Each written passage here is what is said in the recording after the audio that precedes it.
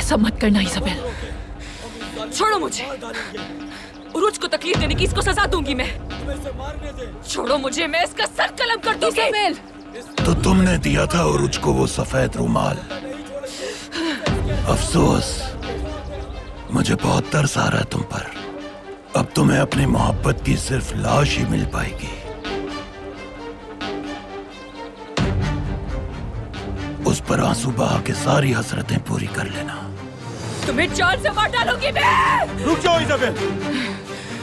Maryam, Isabel को ले जाओ यहाँ से।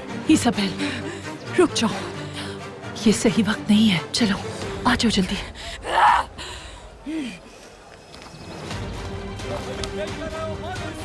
शुक्र करो, उरुज आगा और अंतुआन की रिहाई तक मुझे तुम्हारी जरूरत है। उसके बाद मेरी तलवार तुमसे इंतकाम लेगी। इसे लेकर चलो जल्दी।